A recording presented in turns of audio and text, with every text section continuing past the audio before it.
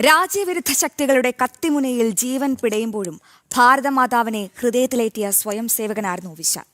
ഭാരതത്തോടുള്ള സ്നേഹം കൊണ്ട് വൈദേശിക ജീവിതം പോലും ഉപേക്ഷിച്ച വിശാൽ സംഘപ്രവർത്തനത്തിൽ സജീവമാകുകയായിരുന്നു. ABVP ചെങ്ങന്നൂർ നഗർ അധ്യക്ഷനായിരിക്കെയാണ് വിശാൽ വി കുമാറിനെ ക്യാമ്പസ് ഫ്രണ്ട് ഭീകരർ അതിക്രൂരമായി കൊലപ്പെടുത്തിയത്. വിവരങ്ങളുമായി മനോജ് ചേരുന്നുണ്ട് കൊല്ലത്ത് നിന്നും. മനോജ്, ഈ ദിവസം ചരിത്രത്തിലെ ഒരു കറുത്ത അടയാളം തന്നെയാണ്.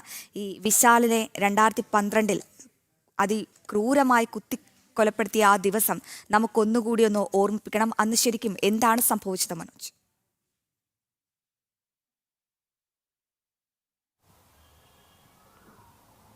തീർച്ചയായും ഒരു 2012 ജൂലൈ 16-ാം തീയതിയാണ് ഈ ചെങ്ങന്നൂർ ക്രിസ്ത്യൻ കോളേജിന് മുന്നിലേക്ക് വിശാൽ എത്തുന്നത്. അതായത് കോന്നി NSS കോളേജിലെ 1-ാം വർഷ ബിരുദ വിദ്യാർത്ഥിയായിരുന്നു അന്ന് വിശാൽ. അന്ന് ABVPയുടെ ചെങ്ങന്നൂർ നഗരസമിതിയുടെ ചുമതല ഉണ്ടായിരുന്നു. അതോടൊപ്പം തന്നെ രാഷ്ട്രീയ സ്വയംസേവക സംഘത്തിൻ്റെയും ചുമതല വഹിച്ചിരുന്ന ആളാണ് വിശാൽ. വൈദേശിക ജീവിതത്തിൽ നിന്നും സ്വന്തം നാടിനോട് താല്പര്യം തോന്നി അവിടെ സംഘടനാ പ്രവർത്തനം നടത്തണമെന്നുള്ള ആഗ്രഹത്തോടു കൂടി തന്നെയാണ് വിശാൽ നിന്നത്. മാതാപിതാക്കൾ പലതവണ വിശാലിനെ വിദേശത്തേക്ക് വിളിച്ചിരുന്നു. പക്ഷേ സ്വന്തം നാട്ടിൽ തന്നെ നിൽക്കാൻ വിശാൽ തീരുമാനിക്കുകയായിരുന്നു. അവിടെ തന്നെ പഠിക്കുവാനും തീരുമാനിക്കുകയായിരുന്നു. അങ്ങനെ ആ പഠനത്തിനിടയിലും സംഘടനാ പ്രവർത്തനം വലിയ രീതിയിൽ മുന്നോട്ട് കൊണ്ടുപോയ ഒരു വ്യക്തിയാണ്. അന്ന് ക്രിസ്ത്യൻ കോളേജിലെ ഒരു സംഭവവുമായി ബന്ധപ്പെട്ട്, അതായത് അവിടെ നടന്നിരുന്ന ഈ നവാഗതരെ സ്വീകരിക്കുന്ന പരിപാടിയിൽ പങ്കെടുക്കുവാനാണ് വിശാൽ അവിടേക്ക് എത്തുന്നത്. അവിടേക്ക് എത്തുമ്പോൾ തന്നെ വിശാൽ നേരത്തെ തന്നെ പോപ്പുലർ ഫ്രണ്ട് മതഭീകരരുടെ കണ്ണിലെ കരടായി മാറിയിരുന്നു എന്നുള്ളതാണ്. അതായത് രാജ്യവിരുദ്ധ പ്രവർത്തനങ്ങളെയും മതതീവ്രവാദ ശക്തികളെയും ഒക്കെ ശക്തമായി എതിർത്തിരുന്ന ഒരാളാണ് വിശാൽ. അതുകൊണ്ട് തന്നെ ലവ് ജിഹാദ് അടക്കമുള്ള കാര്യങ്ങളിൽ ശക്തമായിട്ടുള്ള നിലപാട് സ്വീകരിച്ചിരുന്നു എന്നുള്ളതും ഇതൊക്കെ തന്നെ വിശാലിനെ വലിയൊരു ശത്രുവായാണ് ഈ പോപ്പുലർ ഫ്രണ്ടുകാരും അവിടെയുള്ള ക്യാമ്പസ് ഫ്രണ്ടുകാരും ഒക്കെ കണ്ടിരുന്നത്. അന്ന് അവിടേക്ക് വിശാൽ എത്തുമ്പോൾ കരുതിക്കൂട്ടിയുള്ള ഒരു ആക്രമണമാണ് ABVP പ്രവർത്തകർക്ക് നേരെ നടന്നത്. അതായത് വിശാലിനെ ടാർഗറ്റ് ചെയ്തുകൊണ്ട് തന്നെ നടന്ന ഒരു ആക്രമണം. അവിടെ കത്തിയും അതോടൊപ്പം തന്നെ മറ്റ് മാരകായുധങ്ങളുമൊക്കെ ഉപയോഗിച്ച് ഇവർക്ക് നേരെ ആക്രമണം നടത്തുകയായിരുന്നു. വിശാലിന് ഗുരുതര പരിക്കേറ്റു. കൂടെയുണ്ടായിരുന്ന വിഷ്ണുപ്രസാദ് അതോടൊപ്പം തന്നെ ശ്രീജിത്ത് എന്നിവർക്കും പരിക്കേറ്റു. 7ഓളം ABVP പ്രവർത്തകർക്ക് ഈ ഒരു ആക്രമണത്തിൽ പരിക്കേറ്റിരുന്നു. അവിടെ നിന്നും വിശാലിനെ എടുത്തുകൊണ്ട് ആദ്യം സമീപത്തുള്ള ആശുപത്രിയിൽ, ചെങ്ങന്നൂരിലെ ആശുപത്രിയിലേക്ക് കൊണ്ടുപോവുകയാണ്. കൊണ്ടുപോകുമ്പോൾ വിശാൽ കൃത്യമായി പറഞ്ഞിരുന്നു തന്നെ ആരാണ് ആക്രമിച്ചത് എന്നുള്ളത്. അത് സുഹൃത്തിനോട് പറഞ്ഞിരുന്നു. അതും ഈ കേസിലൊരു തെളിവായി ഉണ്ട്, ഒരു മൊഴിയായി ഉണ്ട്.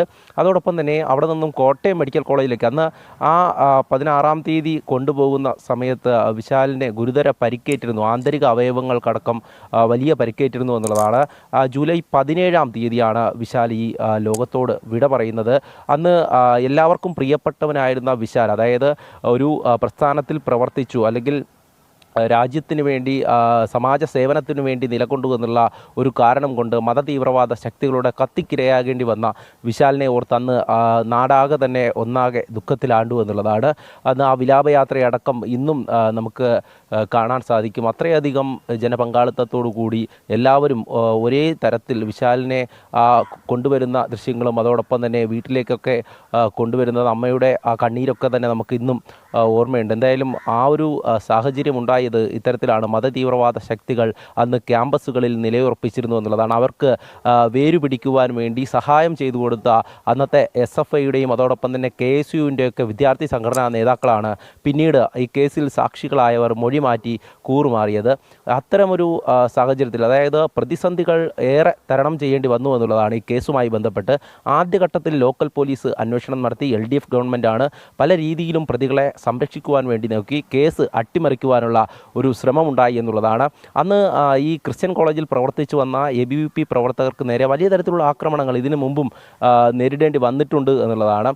സമീപ പ്രദേശത്തേക്ക് തന്നെ ക്യാമ്പസുകളിലുള്ള ഈ SFI KSU പ്രവർത്തകരൊക്കെ ചേർന്നുകൊണ്ടാണ് ഈ മതതീവ്രവാദ ശക്തികൾക്ക് അവിടെ വളരുവാൻ വേണ്ടിയിട്ടുള്ള വളമൊരുക്കി നൽകിയത്. അങ്ങനെ ഒരു സാഹചര്യത്തിലാണ് വിശാലിനെ പോലെയുള്ള ഒരു 19 വയസ്സുകാരൻ അവിടെ ഒരു ധൈര്യപൂർവ്വം പ്രവർത്തിച്ചു വന്നത്. പക്ഷേ ഈ ആൾക്കൂട്ട ആക്രമണമെന്ന് പറയുമ്പോൾ അത് കൃത്യമായും ഗൂഢാലോചന നടത്തി ഒരാളെ കൊലപ്പെടുത്തണമെന്നുള്ള ഉദ്ദേശത്തോടു കൂടിയാണ് അന്ന് ആ ക്രിസ്ത്യൻ കോളേജിൻ്റെ ഗേറ്റിന് അവിടെ വെച്ച് നടന്നിട്ടുള്ള ഈ ഒരു സംഭവം. അതിനെ പലതരത്തിലും ഈ പ്രതിഭാഗം ഈ കേസ് വിചാരണ നടക്കവേ തന്നെ പലതരത്തിലും അത് അട്ടിമറിക്കാൻ നോക്കി എന്നുള്ളത് ഏറെ ശ്രദ്ധേയമാണ്. എന്തായാലും ആദ്യഘട്ടത്തിൽ ലോക്കൽ പോലീസ് അന്വേഷിച്ച കേസ് പിന്നീട് ക്രൈംബ്രാഞ്ച് അന്വേഷിക്കുന്നു. 3 DYSPമാരാണ് മാറി മാറി ഈ കേസ് അന്വേഷിക്കുന്നത്.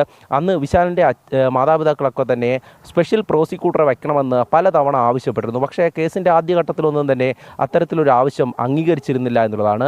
അവസാന ഘട്ടത്തിലാണ് സ്പെഷ്യൽ പ്രോസിക്യൂട്ടറായി പ്രതാപ് ജി പടിക്കലടക്കം വരുന്നത്.